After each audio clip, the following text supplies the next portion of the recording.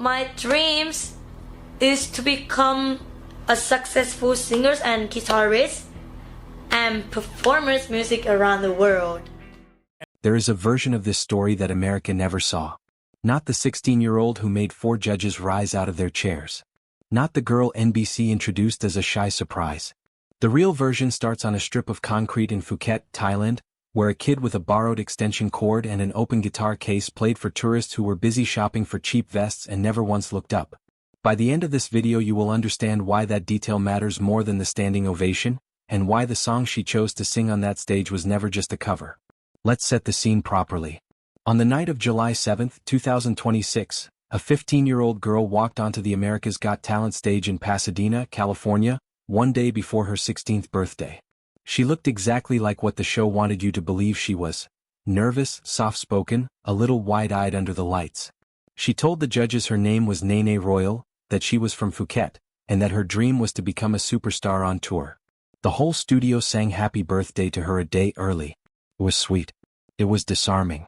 And it was, in hindsight, the biggest misdirection AGT has pulled in years, because 30 seconds later she picked up an electric guitar and everything about that first impression fell apart. She tore into the Cranberries' Zombie, and the transformation was immediate. Gone was the trembling teenager. In her place was someone who commanded that stage like she had done it 1,000 times before, because in a way she had. Sofia Vergara called the performance spectacular. Howie Mandel told her flatly that she was a rock star, no qualifiers attached. Mel B, who has said Phuket is her favorite place on earth, told her she could genuinely kill it on guitar. Even Simon Cowell, a man who built an entire career on being hard to impress, said her tone felt completely authentic, rough edges and all. For yes, a unanimous pass straight through to the next round. The clip hit millions of views within a day, and by the time most of the internet had finished watching it once, Nene Royal had already become one of the most talked about moments of the season. Here's the part almost nobody talking about that audition seems to know.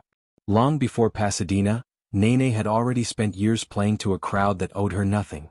Every weekend, evening stretching into the night, she set up at the Naka Weekend Market in Phuket with her band, a local group called Ozone, and she also performed at times with another local outfit called Mini Heart.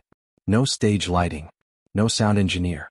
Just her amp running off a borrowed extension cord, her guitar case open on the ground, and the noise of sizzling street food, passing motorbikes, and tourists more interested in flipping through racks of clothing than in stopping to listen. Most people walked straight past her. Some stopped for half a song and kept moving. That is a specific, humbling kind of work. You give everything you have to a crowd that didn't choose to be there, and you learn slowly how to earn attention rather than expect it. Once you've done that for years, a television studio full of people who are already looking at you doesn't hold much fear at all. That's the real secret behind the composure she showed on that AGT stage. It wasn't beginner's luck. It was mileage. And the mileage runs deeper than busking.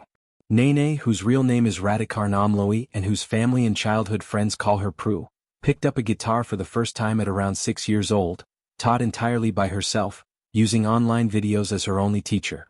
No formal lessons, no music school, no industry connections easing her path. Just repetition, alone, in a bedroom, watching the same clips over and over until her fingers finally caught up with what she was hearing in her head. By the time she reached the AGT stage, she had already built a following of more than 3 million people across her social platforms, largely off the back of cover songs like Nirvana's Smells Like Teen Spirit and System of a Down's Chop Suey. She had already been named a featured artist for the instrument brand Enya Music, an endorsement most working musicians spend entire careers chasing. She had already placed as first runner-up at the 14th Overdrive Guitar Contest back in 2023, a competition serious enough in Thailand's music scene that it carries its own nickname, the Guitar Battle. She had already earned an Outstanding Player award at the King Power Band competition in 2025. She had already shared a television stage with a veteran Thai rock artist on the program Super 10. None of that made it into the 3-minute audition package America watched. What aired was a discovery story. What actually happened was a girl who had been quietly, steadily earning her place for years, finally getting handed a bigger microphone. Even the guitar in her hands that night carried a story most viewers never noticed. It's a vintage Ibanez musician series MC300, and it wasn't bought off a shop shelf for the occasion. It was a gift from a supporter in Denmark named Strit Bram, who had followed her online performances and sent her the instrument back in 2024, long before any American television producer knew her name. She has used that same guitar in market performances ever since, which means the instrument that made 4 AGT judges lean forward was the same one that had spent years absorbing the sound of frying woks and passing scooters at Naka Market. Bram had also previously invited her to perform in Denmark, a small but telling sign that her reputation had already started crossing borders quietly, one dedicated fan at a time, well before the algorithm caught up. Now here's where the story gets genuinely strange in the best way. The song she chose was not a random pick from a playlist of crowd-pleasing rock anthems. Zombie was written by Dolores O'Riordan of the Cranberries and released in 1994, and it was never meant to be entertainment. Came out of grief. In March of 1993, 2 bombs planted in litter bins in the English town of Warrington killed 2 children, 3-year-old Jonathan Ball and 12-year-old Tim Perry, and wounded dozens more. O'Riordan was touring when the news reached her, and she poured her fury and heartbreak into a song that refused to treat that violence as normal, a song that insisted the bloodshed being carried out was not being done in her name or in the name of ordinary people from her country. It is, underneath the distortion and the hooks, one of the heaviest protest songs to ever become a genuine radio hit. And a 16-year-old from a Thai island, a full ocean and 3 decades away from the tragedy that inspired it, stood under studio lights and threw her whole body into that anthem while a cheering crowd sang along, most of them probably having no idea what the words were actually protesting. Zombie has a strange habit of refusing to fade into nostalgia. When Dolores O'Riordan died unexpectedly in January of 2018, the natural assumption was that the song would settle into being a cherished classic, remembered fondly but slowly drifting out of the conversation. The opposite happened. The American band Bad Wolves had been working on a cover of the track, and O'Riordan herself was reportedly set to record guest vocals for it on the very day she passed away. The band released their version anyway in her honor, with proceeds going to her children, and it went on to become one of the most talked about rock covers of that year. The original music video, meanwhile, crossed 1 billion views on YouTube in April of 2020, making the Cranberries the first Irish band to ever reach that milestone. Most artists spend entire careers hoping for a legacy like that. Zombie built one by continuing to matter to people long after the person who wrote it was gone.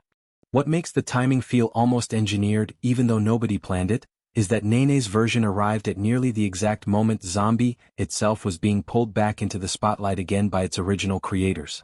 The Cranberries have been preparing to release a previously unheard live recording from London, captured more than 30 years ago, and Zombie is one of its centerpieces. 2 completely unconnected things were happening on opposite sides of the world at the same time. A legacy band restoring a decades-old performance, and a teenager from a Phuket night market reigniting mainstream interest in the same song through a single viral clip. Neither side planned it. It just happened, which is sort of the whole point of a song that keeps finding new voices willing to carry it forward, one generation and one continent at a time. If the story stopped at the audition, it would already be a good one. But it didn't stop there, and this is the part that separates a viral moment from an actual career. AGT introduced a new round this season called the Judges' Callbacks, where judges get to handpick standout acts from the audition round for one more performance before the live shows. Nene was one of them. For her callback, she didn't play it safe with another crowd-pleasing cover of something everyone already knows note for note. She chose Muse's Hysteria, a song built around one of the most technically demanding bass lines in modern rock, and she reworked it around her own guitar playing, leaning into percussive tapping techniques that made even seasoned musicians stop and take notice. When Howie Mandel asked her afterward what she'd been thinking up there, she just laughed and said something like she thought she played it perfectly. The clip passed 1 million views within 14 hours of its release, having actually dropped 4 days earlier than its scheduled broadcast date. Guest judge Nikki Glazer said she wanted more performances exactly like it. That single moment answered the question a lot of people quietly ask after any viral audition. Was that a fluke, or is there actually a musician in there? The answer pretty clearly is the second one. What's genuinely remarkable is what she did in between those 2 television appearances. She didn't disappear into a bubble of managers and handlers waiting for the next taping. She went home. She went back to Naka Market and buskied again with Ozone, in front of a crowd that had grown considerably since the last time she played there, a scene local reporters began describing as something close to Nene fever. Her father, Narong, told local press that she kept up her normal routine, balancing schoolwork with daily guitar and vocal practice, the same rhythm she'd had before any of this started. Officials took notice too. The governor of Phuket publicly honored her after her audition results were announced, holding her up as a source of local pride, which is a fairly unusual gesture for a teenager who a few months earlier had simply been the girl playing covers at the night market. She's also written 3 or 4 original songs in English, with plans to release them alongside music videos, and there's talk of a debut EP arriving before too long. That's the real signal to watch, honestly. Plenty of people go viral with someone else's song. Far fewer turn that moment into original material people actually want to hear afterward. She's trying to do exactly that, in real time, while also still competing on national television halfway around the world from home. There's something worth sitting with in the gap between how the world discovered her and who she actually already was. The internet loves a story about someone appearing out of nowhere, fully formed, like talent is a lightning strike rather than years of unglamorous repetition. It's a nicer story to tell. It's also not true, not for Nene and honestly not for most people who look like an overnight success from the outside. She spent years playing to people who weren't listening. She spent years teaching herself something nobody was paying her to learn, with no guarantee it would ever go anywhere. The trophies came quietly, mostly unnoticed outside Thailand. The following grew slowly, one video at a time, long before 4 judges in California ever said her name. The girl who trembled a little introducing herself on that stage and the fearless performer who tore through Zombie 30 seconds later were never two different people. They were the same person the whole time, and only one version of her ever made it onto the broadcast that most of the world saw first. It's also worth remembering just how young she still is through all of this. 16 years old, juggling homework and vocal warm-ups on the same day, flying between Thailand and the United States for a competition that could reshape the rest of her life, while also trying to hold on to whatever counts as a normal adolescence back home. That balancing act rarely gets mentioned in viral clips, but it's arguably the most impressive part of the whole story. A lot of adults would struggle to handle that kind of sudden, global attention with any grace at all. She's doing it while still figuring out who she wants to be as an artist beyond the covers that made her famous. So where does this actually go from here? She's still in the competition, still moving toward whatever the live shows have in store, still carrying that same dream she talked about on night 1, becoming a real touring artist rather than a viral clip people half remember in a year. She has the technical skill, she clearly has the work ethic, and she now has an audience big enough to actually support a career if the original music lands the way her covers have. Whether that happens is genuinely an open question, and it's the more interesting one at this point. Winning a talent competition proves you can hold a room for 3 minutes on a night when everything goes right.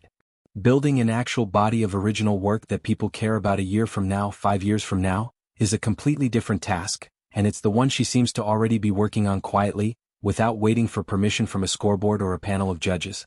I want to know what you think. Does Nene Royal go all the way and take this competition, or is her real breakout moment still ahead of her, sitting in whatever she releases next? Tell me where you land in the comments because I read every one of them, and this feels like exactly the kind of story worth following past the highlight reel.